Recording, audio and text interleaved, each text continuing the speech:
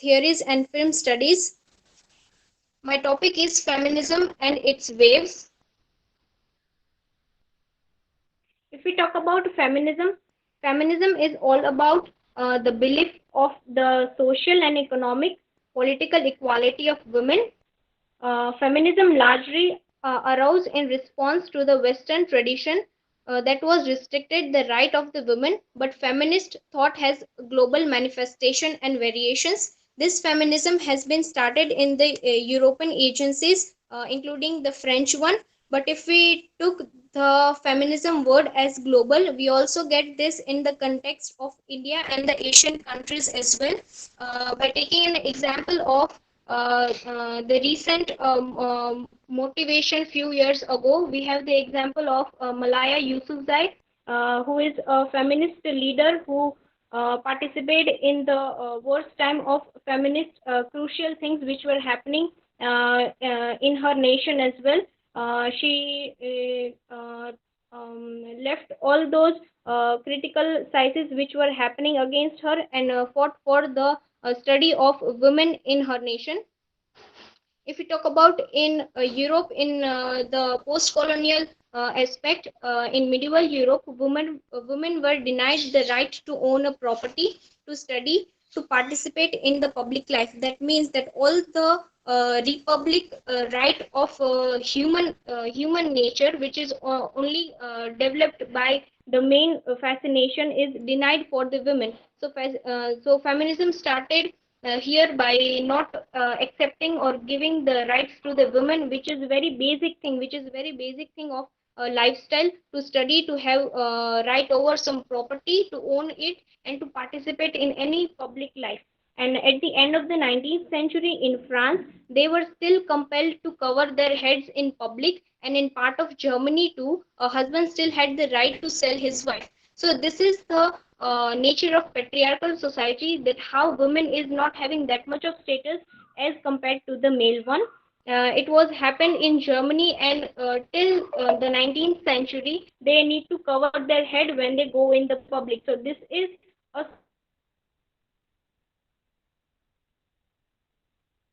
state of mind that people are having of not making their woman as above the man level. Even at the late of the 20th century, the women could not either vote nor hold elective office in Europe and in most of the United States. As we all know that United States is like the big brother of this world. Like big brother is watching everything. The United States is having that much of status now, but decades ago, centuries ago, this thing was also happened in United States. So this is a very shocking thing that now people are saying that India is not that much of growing. We are developing, but our growth is somehow restricted. So this thing can be connected to United Nations, that United Nations is now like the big brother, but few centuries ago United States was also facing the same problem. So situation may arise and it may change with the pace of time. If we talk about the feminist writers, we have feminist writers like Mary Wollstonecraft, Virginia Woolf, who had wrote the Vindication of the Rights of Women, which is very famous among the feminist readers. We have Simone de Beauvoir and Audre Lorde, and there is a famous quote by Laura Bash that the fight is not between a man and woman. That is not the issue. It is about people and prejudice, that how people is facing the prejudice against the women. Another thing is which is based on waves of feminism, that how feminism has it conducting waves, how with phases of the time the wave has been changed by ups and downs. The first wave, if we talk about the first wave is we want to equal to men, because they women in our society and throughout the whole world, if we talk about the globalization of feminism, women were having struggling with their rights to own property or to live their lifestyle as fully as men live. So the first wave talk about that we want equal to men. What man is having, we also wanted to have the same thing. The second wave talks about that we don't need men. When they in the first wave, by their external aggression, women had found their status.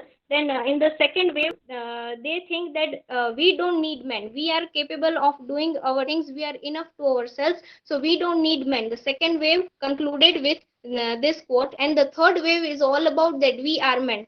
That ideology or thinking stuck to the women, that we don't need men, men is like nothing to us, we are upwards the men. So these are the three mainly stage of feminism and its wave. And there is a very famous quote about Malaya Yousafzai, that we cannot all succeed when half of us are held back. So here half of us is said with the woman, because man is always at the upwards level, and a woman is always at their back. So she said that we cannot succeed when half of us has held back.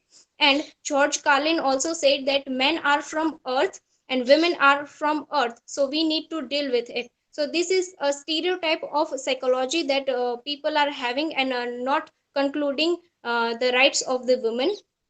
If we talk about the first wave of feminism took place in the late 19th century and early 20th century, emerging out of the environment of urban industrialization and liberation social politics. The goal of the wave was to open up opportunities for women with a focus on suffrage, and the wave formally began at the Seney Falls Convention in 1848, when 300 men and women rallied to the causes of equality of women. So the first term of feminism, or we can say the first wave of feminism, took place in Europe by the falls of convention in the year 1848, and this was the starting of the first wave. We can also conclude it by taking an example of our Indian culture also, that in our Indian culture, in the Vedic time, we were not having the patriarchal society, we were having the womanhood or the womanness at the top notch, because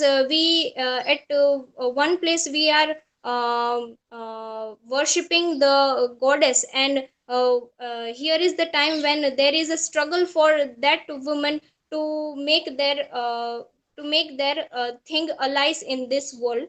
And in the early stages, feminism was interrelated with the temperance and abolished movements, and gave who demanded this quote, that aren't I a woman? And Victorian American also saw that woman acting is in very unladylike, because here we can dominate some things, that women are told to have some manners, to have etiquettes, to sit like this, or to not to believe in other things, or not to talk to men, because you are girl, you have to behave in certain manner. So these are the things which is concluding the mentality of stereotypeness in this, and this was the first reason for the first wave.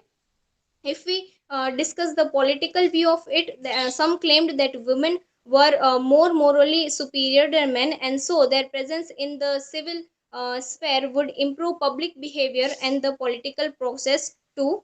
The another one is the second wave of the feminism. The second wave of feminism took place in the late 19th century and early 20th century. It was emerging out of the environment of politics, and the second wave also drew in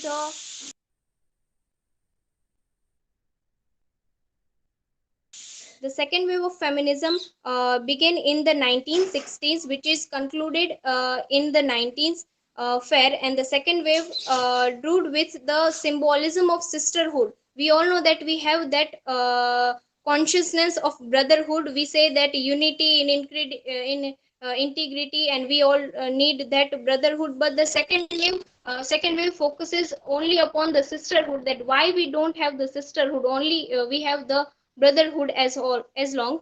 And the feminists spoke of the woman as social class and coined the phrases as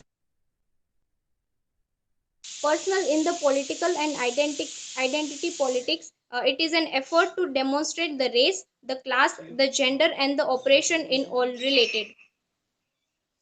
If we talk about the third wave wholly depends upon the feminism, which is began in the 90s and celebrated the ambiguity of the refusal to think about the terms that the third wave is rejected by the world, which is finding limiting and exhaustionary. There is the girl feminism, which tends to the global, multicultural, and the shuns simple answers to artificial category.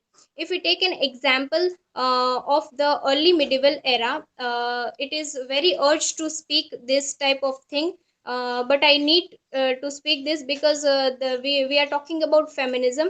In early 19th century, there was the king of Travancore in south, which is today's Kerala. There was a tax. We have listened about GST, service tax or income tax, but there was the breast tax.